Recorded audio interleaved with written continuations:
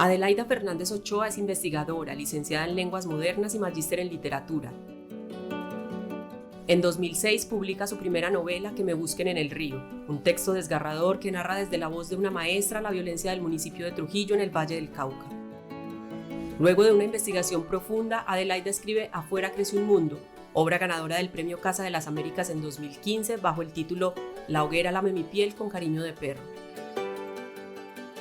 Esta es una travesía que nos habla de la época de la esclavización en Colombia, de abolicionismo, de resistencia y luchas libertarias, todo eso envuelto en la poderosa narrativa que propone Adelaida Fernández Ochoa. Sus raíces, la identidad negra y principalmente la mujer están en el centro de la escritura de esta autora vallecaucana, quien en su más reciente novela, Toques de Son Colorá, hace un homenaje a la salsa, a los melómanos, a los bailadores y bailadoras de Cali.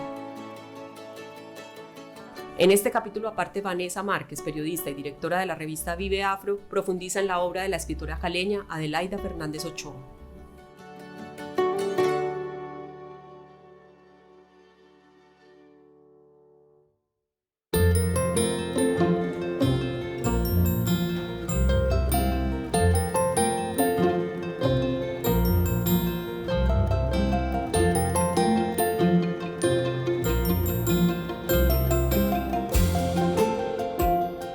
Adelaida, bienvenida a esta conversación, bienvenida a este capítulo aparte. En el día de hoy me siento muy dichosa de poder conversar con usted, poder conocer un poco más de su obra, de estas narrativas, de esa construcción de personajes que realiza en cada uno de sus libros. Y bueno, creo que podemos empezar entonces esta conversación por una pregunta que para mí es fundamental, y es justamente cómo empieza usted a hablar de lo negro, ¿sí? ¿De dónde nace ese interés? Y sobre todo desde esa mirada feminista, desde esa mirada de dignificación, de contar una historia desde el lado de los que hemos sido oprimidos, como se dice. Vanessa, muchas gracias por esas palabras tan bonitas. Bueno, a la narrativa, a hablar sobre el tema negro, me trajo la historia, mi historia personal, y más la historia que vivimos, ¿sí? Estos procesos que culminan en el 91 con la nueva Constitución, esas relecturas del canon, el trabajo de antropólogos como Manuel Zapata Olivella, Nina de Friedman, Jaime Arocha, el trabajo de académicos en su esfuerzo por visibilizar a las minorías. Entonces no es una cosa a la que yo haya llegado por mí misma, me trae la historia y me trae también la identidad, ¿no? Identificarme como negra, me trae el interés, me trae la relectura del canon. Son muchos los factores que han influido para que yo me interese en personajes que fueron silenciados, en aspectos que debían ser narrados, tenían que ser narrados porque estaban ahí o siguen ahí, nos han construido. Somos eso, pero no lo reconocemos. Entonces, a partir de todos esos aspectos, llegué a abordar los temas, esos temas especialmente en dos de mis novelas. Hablemos un poco de su abuelo, ¿sí? Su abuelo es esa persona que justamente la empieza usted a involucrar en ese tema de la identidad, de autorreconocerse, de sentirse como una mujer negra y decírselo también al mundo a través de la escritura. ¿Qué pasa ahí? ¿Cómo se da esa historia? ¿Qué le decía a su abuelo? ¿Y cómo se teje también esas conversaciones con él para generar ese reconocimiento? Bueno, él empezó alimentándome mucho la autoestima, ¿no? Yo era su niña linda, y entre todos sus nietos, yo era la negra y a mí me quería más, y me recalcaba que yo era negra como él, ¿sí? Me lo recalcaba de una manera muy amorosa, muy cariñosa, y el resto de la familia pues me querían, lo apoyaban. Entonces éramos los dos más negros los dos negros. Y sí, él empezó a recalcármelo desde que tenía 3 años, porque él llegó y me regaló una muñeca negra. Por allá hay un poema sobre una niña que reclama que no hay muñecas negras. Yo digo, no, sí, sí hay, yo tengo una. Tiene como 55 años, o no, más de 55 años. Me la regaló mi papito. Y es una muñeca linda. Y fue mi muñeca favorita. Entonces yo creo que él fue fundamental. Él fue fundamental para que yo llegara a un autorreconocimiento de una manera tranquila y de una manera sincera. Entonces, gracias a esa fortaleza que él me inculca, yo he podido partir de ahí para lograr inclusive narrar. Ok. Bueno, y justamente, ¿en qué momento decide usted escribir? ¿Sí? ¿En qué momento decide volverse escritora y empezar a generar una producción literaria a partir de esos temas que la mueven, de esos temas que la motivan, de esos temas que usted siente que definitivamente tienen que darse a conocer? Bueno, yo amo la palabra, siempre he amado la palabra, siempre me ha gustado narrar, porque yo crecí en un ambiente que no satanizaba la memoria. O sea, los niños de mi generación no crecimos en un ambiente que no satanizaba la memoria. Memorizábamos poemas, memorizábamos canciones, nos cantaban, nos contaban canciones, nos enseñaban canciones, nos contaban poemas, aprendíamos poemas y así uno aprende con la musicalidad, ¿sí? La musicalidad, la fábula, la fantasía, empieza a nutrirse la palabra y de pronto a crecer la vocación. Se escribe por vocación, nada hay que se haga que no sea por vocación. Entonces, eh, yo creo que tengo la vocación y la tengo bueno, porque crecí en un ambiente de mucha oralidad, en un ambiente de mucha simpatía, ¿sí? En un ambiente muy comunicativo. Entonces, y luego decido escribir cuando establezco que tengo que decir algo, que tengo que contar, que esto me ha tocado. Decido escribir. Mi primera novela se llama Que me busquen en el río y es una novela sobre ese proceso de masacre que hubo en un municipio del Valle del Cauca que se llama Trujillo, la masacre, y se conoce como la masacre de Trujillo, que ocurre entre el 89 y el 91, con un recrudecimiento en 1990 y el asesinato de muchísimos campesinos a manos de los paramilitares.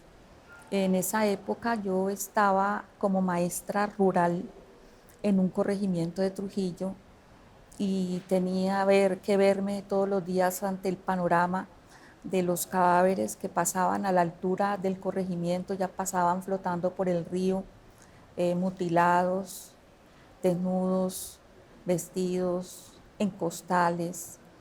Entonces esa es una experiencia que me marca y decido escribir esa novela. ¿Por qué elegir ese tema?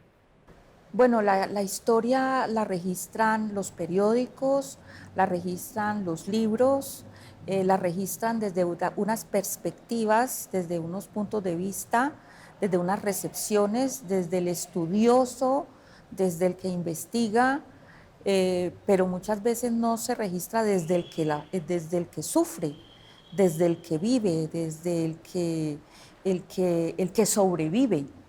Entonces, por eso me pareció interesante escribir Que me busquen en el río, ¿sí? Porque yo me considero una superviviente de la masacre de Trujillo, ¿sí? Porque todos podíamos ser asesinados. Los maestros que cruzábamos el río todos los días en el planchón y veíamos los cadáveres que iban flotando. Yo maestra que pasaba y caminaba durante horas entre cañaduzales, corriendo el riesgo de ser masacrada.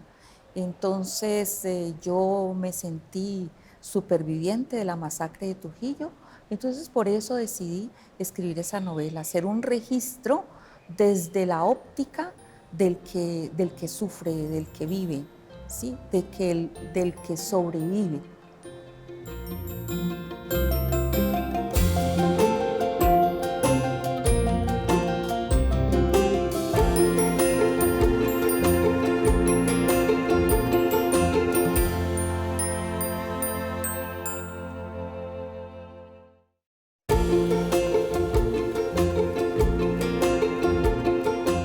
¿Cómo hace usted ese proceso creativo?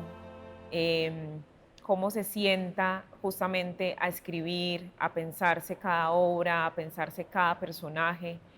em, que vemos dentro de las obras que los personajes de las mujeres siempre tienen un papel protagonista allí. ¿Cómo es ese proceso de creación de cada uno de estos personajes? Fíjate que yo hice una investigación sobre la presencia de la mujer negra en la novela colombiana y yo me encontré con que la mujer negra siempre es subalternidad y no solamente ella, la mujer no negra también lo es subalternidad, la mujer negra no se narraba. Yo hice la investigación a partir de la lectura de 13, 14 novelas y todas fueron escritas por hombres y en ninguna la mujer la mujer negra se narra o es protagonista, la otra tampoco, ellas son narradas.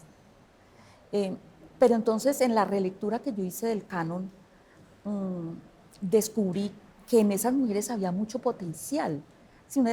Entonces, por ejemplo, leyendo a María, me encuentro con que hay un personaje que se llama Nay, que siempre se nombró como la nana de María, ¿sí? Atada a María, no como ella misma.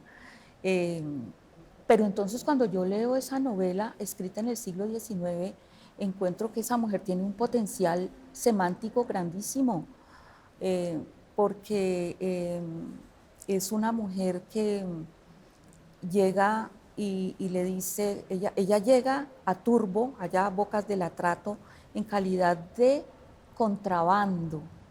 Ella llega en calidad de contrabando. Después de 1821, que cuando aparece la ley de vientres y la prohibición de traer personas esclavizadas, entonces ella llega en calidad de contrabando y ella está allá en la casa de Sardic, del contrabandista, y allá llega el papá de Efraín con María, que tenía 3 años. Entonces la mujer del contrabandista le dice, te compró un hombre, eh, un norteamericano, y te va a llevar para una tierra donde tu hijo siempre será esclavo, donde cuando las personas esclavizadas se escapan, las destrozan los perros. Entonces, ella, al escuchar esto, tiene la valentía de decirle al papá de Efraín, le dice, en cambio aquí, tu hijo será libre cuando tenga la mayoría de edad. Entonces ella llega y va donde el padre de Efraín y le dice, si no quieres que ahogue a mi hijo esta noche, cómprame. Entonces uno se pone a ver esa mujer en ese momento del siglo XIX que dice eso y que le habla a una persona que guarda una distancia con ella. Entonces es una mujer que lo estudió, lo analizó, lo investigó, ¿sí? Y se la jugó. Entonces, allí hay, y es importantísimo que eso aparezca en una novela escrita en el siglo XIX y que como que no se leyó, ¿sí? O sea, eso se fue descubriendo después con la relectura del canon. O sea, las lecturas canónicas de María nunca tocaron ese punto. Pero esa mujer también manejaba una hacienda lechera. ¿Cómo una mujer esclavizada maneja una hacienda lechera? Tiene que tener alguna influencia sobre el dueño de la hacienda y tiene que conocer procesos, tiene que conocer sobre leche, sobre ventas, sobre empleados, sobre muchos aspectos para que maneje una hacienda lechera. Entonces eran unos aspectos que aparecen en María sobre Nay, pero la lectura canónica no estableció esos aspectos, sino que siempre la nombró como la nana de María y como Feliciana, cuya historia narra Efraín después de que ella muere. Ella muere en María. En mi novela, por supuesto que no, ¿sí? Pero ella en María muere, y solo a raíz de esa muerte, de una mujer que no sobrepasaba los 33 años, totalmente devastada, a partir de ahí se narra la historia de ella. Maestra, nos contaba usted entonces cómo la mujer negra en estas narraciones ha sido contada, pero no ha sido protagonista. Entonces me gustaría que nos contara justamente cómo dentro de la obra Afuera crece un mundo se le da ese significado, ese valor, esa dignificación, se empieza a contar esa otra historia de esta mujer que llegó entonces en estos términos de esclavización, de contrabando, como un objeto y como una cosa así, secuestrada de su tierra y llegada acá, y cómo entonces usted empieza a darle ese papel protagonista y esa voz fundamental que necesitan las mujeres y que en especial se le ha negado a las mujeres negras. Es que ella tenía el potencial. O sea, a partir de la relectura del canon, uno se da cuenta del potencial que tiene de las posibilidades, esa autonomía, ¿sí? Esa naturaleza libertaria. Ella, dentro de María, siempre le pedía a Efraín que cuando él fuera un adulto, llevara a su hijo y a ella de regreso a África. Ella le pedía eso a Efraín, pero yo pienso que ese fue un sueño de muchas personas esclavizadas, de todos los que venían en las sentinas de los barcos, quizá no de algunos pertenecientes a la tripulación. Pero fíjate que decía Zapata Olivella que Cartagena fue la boca voraz que se tragó a los pueblos de África, y se los tragó, se los tragó. O sea, no hubo la forma de regresar, no hay como esa memoria, ese registro histórico de que hubieran podido regresar. Entonces, ese fue un deseo, yo pienso, de todos, ¿sí? De mis ancestros, de los tuyos, ¿sí? De nuestros ancestros negros, un dolor, ¿sí? Eso pervivió como un dolor, porque es que la diáspora fue absolutamente total, ¿no? Eso fue desarraigarlos, arrebatarles la familia, la tierra, la lengua, la cultura, las costumbres, todo, un despojo absoluto. Yo creo que la humanidad, la esclavitud de personas africanas ha sido la infamia más execrable que ha cometido la humanidad contra un pueblo humano. Entonces, pues yo veo que este personaje tenía tal autonomía que tuvo la capacidad de ingeniárselas para regresar. Ese fue la realización de un sueño. ¿Cómo se piensa también la estructura narrativa de poner estas dos voces como protagonistas a conversar durante la obra? Lo que pasa es que en María, el hijo de Nay no se llama Sundiata. Sundiata es el nombre que le pone la mamá, le pone Nay en Afuera crece un mundo. En María se llama Juan Ángel. Y la María la conocimos en el Valle del Cauca desde la primaria. En cuarto de primaria ya nos ponían a leer aparte de María, en cuarto de primaria. Y ya luego en el bachillerato la volvíamos a leer. En esa segunda lectura que yo hago de María, a mí me espantó, yo era sardina, y me espantó porque hay la escena de la caza de un tigre. Entonces, a la casa del tigre van, por supuesto, la estrella es Efraín. Efraín va con dos aparceros más. la hacienda tenía aparceros, ¿no? Ya ahí se refleja, se está reflejando como de pronto un proceso de decadencia de la familia, de que ya necesitaban de otros para poder sostenerse. Entonces él va con dos aparceros a cazar y va Juan Ángel. Juan Ángel es un niño que no sobrepasa los 12 años. Entonces, él tiene miedo del tigre, él tiene miedo del tigre y tiene miedo de Efraín. Dentro de María se ve esa situación, que él tiene miedo del tigre y tiene miedo de Efraín, o de que Efraín lo castigue porque él tiene miedo. Pero entonces luego lo ponen a cargar, a llevarle una encomienda al papá de Efraín por leguas de camino. Entonces le dan el paquete y él lleva ese paquete a la casa de los padres de Efraín. Entonces, en presencia del muchachito, llegan y abren el paquete y el paquete tiene la cabeza del tigre. La cabeza del tigre sale rodando. Entonces, a mí me pareció absolutamente macabra esa escena. A mí me pareció terrible y muy, muy triste, supremamente triste, ¿sí? Un maltrato atroz. Entonces, el niño se asusta. Entonces, claro, no podía, la novela no podía prescindir de ese otro personaje, de ese hijo y del dolor de esa madre, ¿sí? Y de que es el hijo, en parte, el que le da como esa fortaleza a la madre y ese empuje para que ella vea la forma de regresar, de salir de ahí. Ella no sabe qué va a encontrar por allá, ella no sabe qué va a encontrar de regreso, pero quiere regresar, ¿sí?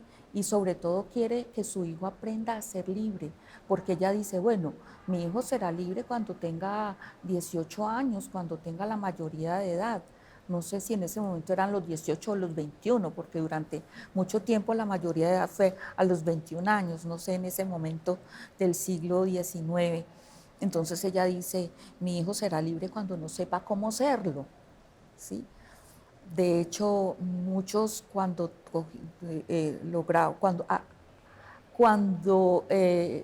recibían la libertad no sabían cómo ser libres. Había otros que por supuesto sí y lograban ellos mismos su manumisión.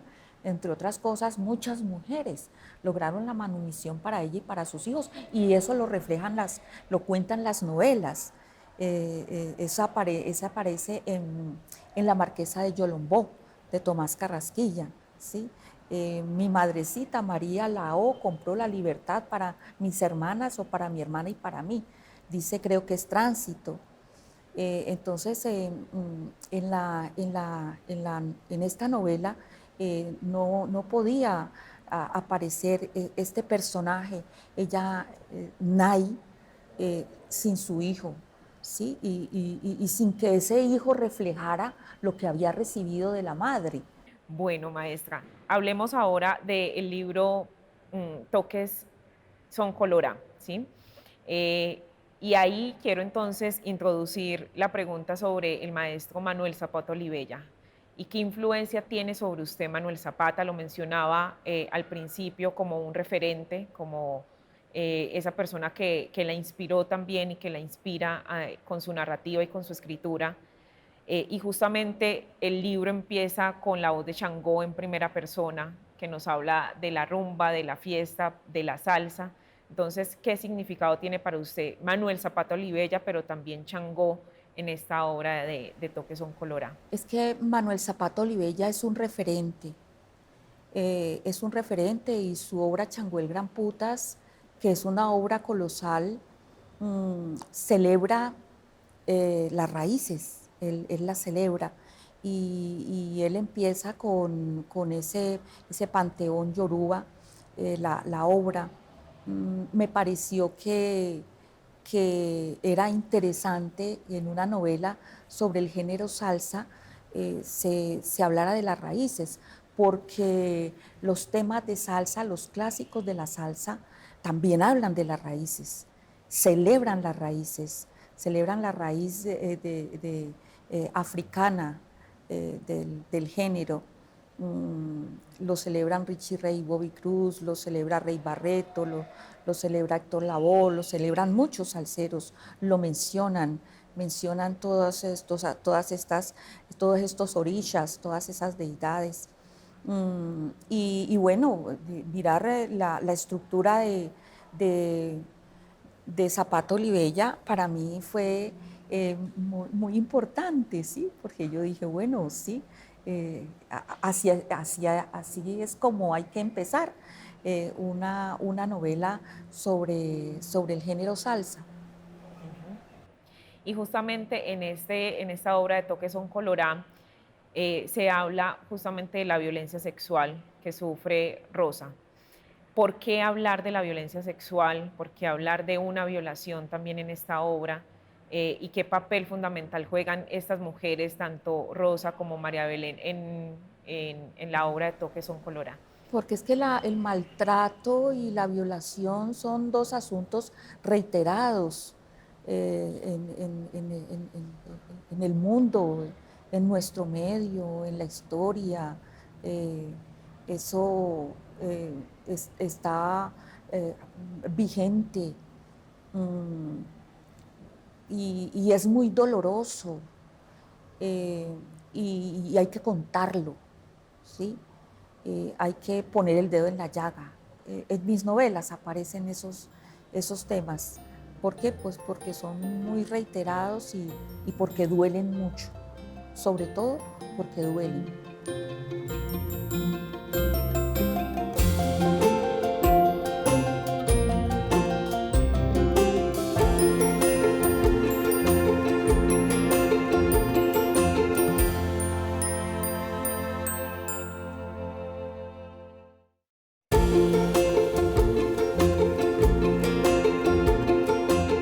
Maestra, Toque Son Colorá es un libro musical también, que a través de su narración nos conecta con la salsa, nos conecta con la clave, nos conecta con Cali, ¿sí? Que es la tierra donde usted nace. Hablemos un poco de eso, de la música que tiene el libro y cómo desde la escritura usted logra justamente conectar al lector con esa musicalidad. Bueno, el libro celebra al bailador caleño. La salsa tiene su origen con la clave que sale de Cuba. Eh, en Nueva York se conforma como género en Nueva York. Eh, los mayores virtuosos de la salsa son de Puerto Rico y la salsa tiene vigencia por el bailador de Cali. Hay bailadores de salsa y amantes de la salsa y sitios para escuchar en todo el país, ¿cierto? En Bogotá, en Medellín, en Cartagena, en Barranquilla, pero en Cali hay una devoción con unas raíces, es una devoción que empieza en los años 70 y se prolonga hasta nuestros días. En Cali hay más de 400 escuelas de salsa. Entonces quise celebrar al bailador caleño, además porque yo amo la salsa, porque me gusta, porque amo esas canciones y porque esas canciones, las canciones nos ayudan a vivir y nos acompañan, ¿no? Entonces, como parte de eso que somos, pues me pareció muy interesante incluir los temas, mencionar sus letras, saber que un personaje se apropia una canción así y no tenga que ver con su vida o así con su vida tenga que ver una frase o una palabra. Con una mera palabra que tenga que ver con su vida, el escucha, el amante del género, se lo apropia. Usted también tiene el concepto de que la música es libertad, ¿sí? Y creo que un poco en las obras suyas se habla de la libertad para las mujeres, se habla de ese sentimiento que puede generar la música también para quien la escucha, como ese símbolo también de identidad, ¿sí? De la raíz que menciona usted tanto. Entonces, ¿qué sucede ahí en Toques Son Colorá para hablar específicamente de cómo la música se introyecta en el cuerpo del bailador y genera que sienta esa libertad, que sienta ese goce y que sea también un símbolo de identidad? Es un poco lo que pasa con los ritos de la santería, ¿no? En la santería tiene protagonismo la percusión. Entonces, en la medida en que el músico ejecuta ese tema musical a través de la percusión, los devotos invocan al santo y el santo llega y los posee. Ellos son posesos del santo que están invocando, por ejemplo, a Changó. Entonces Changó posee a esa persona que está bailando en ese ritual. Y más o menos pasa lo mismo cuando se baila, si no se invoque a ninguno y así se lo cante y se lo mencione, ¿cierto? Usted ve en una sala de baile, la persona va entrando en una especie de trance, ¿sí? Así no sepa bailar. Entonces, es una situación muy espiritual.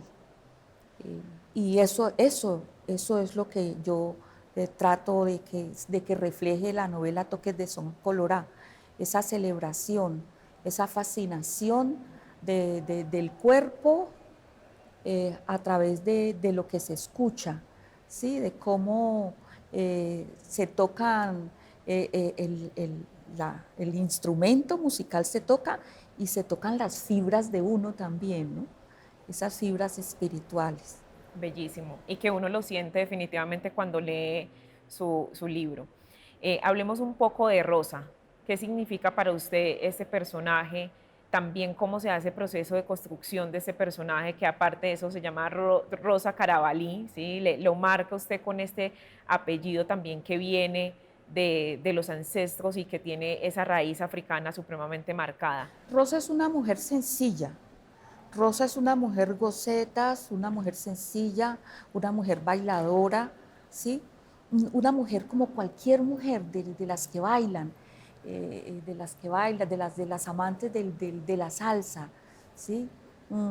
Que tienen como esa mística y que construyen familia a partir de ese gusto por el baile. A partir del gusto por el baile, a partir del gusto por el género musical, se construyó familia, se amplió la familia o se construyó. Entonces, es ese poder que tiene de convocar la música y la respuesta en una mujer, en una modista de barrio, en una mujer con mucho carácter, ¿no? Una mujer autónoma. Ella es una mujer autónoma, totalmente autónoma, y es una mujer fuerte, y es una mujer descomplicada, y es una mujer sencilla, simple. ¿Se inspiró de pronto usted en alguna mujer o en algunas mujeres de su familia, cercanas, para construir justamente este personaje, este carácter, todo esto que nos está contando de Rosa? En muchas mujeres se toma un poco de todas, ¿cierto? En muchas que conocidas, conocidas, vistas, presentidas, imaginadas, ahí está todo en la construcción de un personaje. Está lo que es, está lo real, está lo que se desea, está lo imaginado, está todo ahí en la construcción de un personaje. Hay un concepto muy repetitivo en usted, maestra, que es la justicia narrativa para las mujeres. ¿Qué es eso? Cuando hablamos de justicia narrativa, ¿a qué se está refiriendo?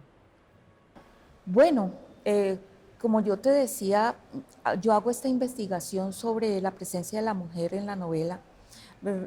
Llego a la conclusión de que ella no se ha narrado, de que ha sido narrada, y la justicia consiste en presentarse como es, en narrarse, en visibilizarse, ¿sí?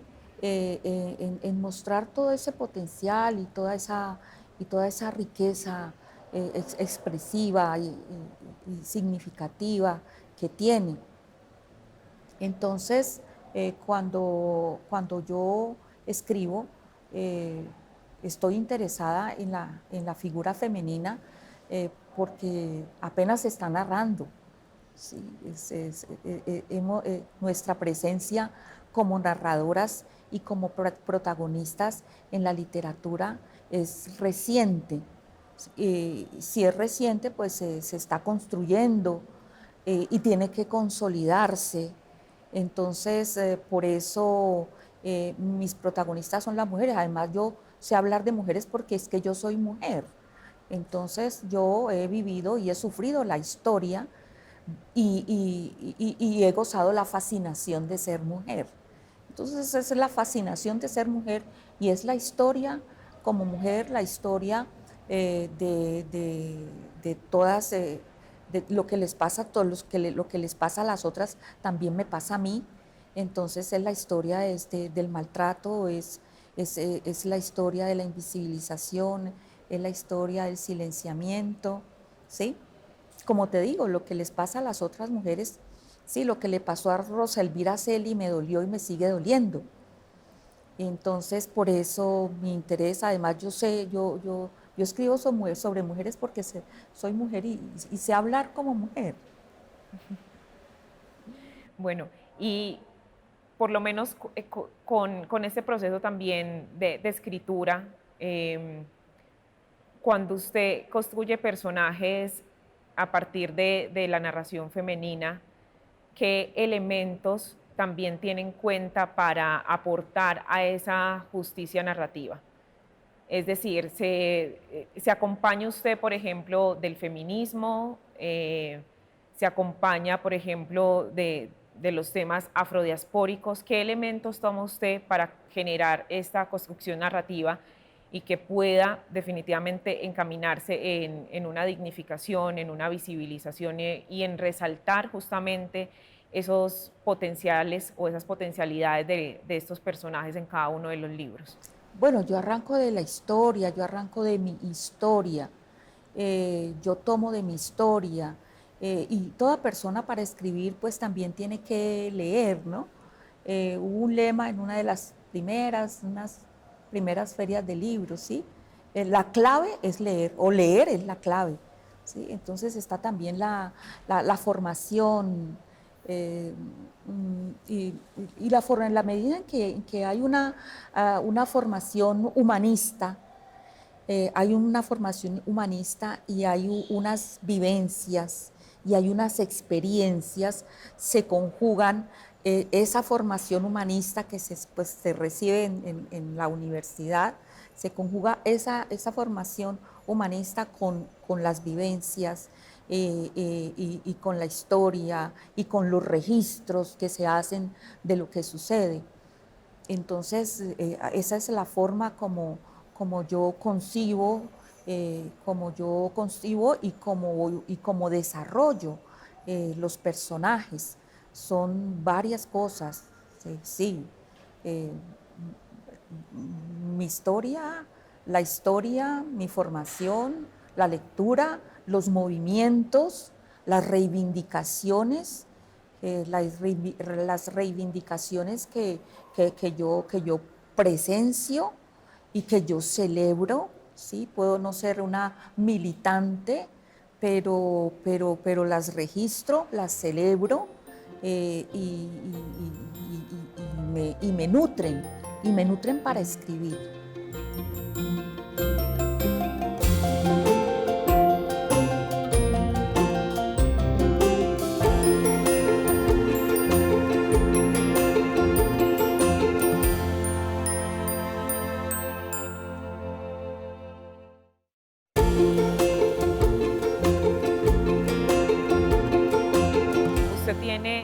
producción literaria que está escrita en novelas, novelas de ficción, pero también realiza cuentos.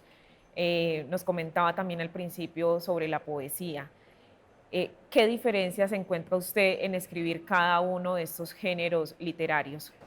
Bueno, pues lo que se dice de escribir una novela es de largo aliento, ¿sí? El cuento pues tiene su técnica y tiene sus condiciones que hay que observar porque todo tiene su técnica, ¿sí? No se escribe por escribir y lo que caiga y de la manera que sea, ¿sí? Hay que tener una técnica y buscar un estilo, buscar la propia voz. La propia voz es el estilo, sea que le guste al lector, o sea que no le guste, sea que lo entienda, o sea que lo rechace, pero es la propia voz. Entonces, pues distinto es que cuando yo me siento a escribir una novela, me vuelvo autista. Sí, me vuelvo autista, solamente leo para escribir esa novela, investigo para lo que tenga que investigar y le sigo el paso y sigo la pauta que me dicta el personaje, sí, porque no es el personaje como yo lo manejo, el personaje también me maneja a mí, sí, sí, el personaje me niega, si yo de pronto escribo algo, el personaje me dice en un momentico, usted está desfasada, así no es. Sí, entonces el personaje me guía a mí también. Entonces sí es más eh, complejo escribir una novela porque yo me vuelvo autista. Cuando escribo un cuento pues me volvería autista un ratico nomás, pero ya con la novela es a otro nivel.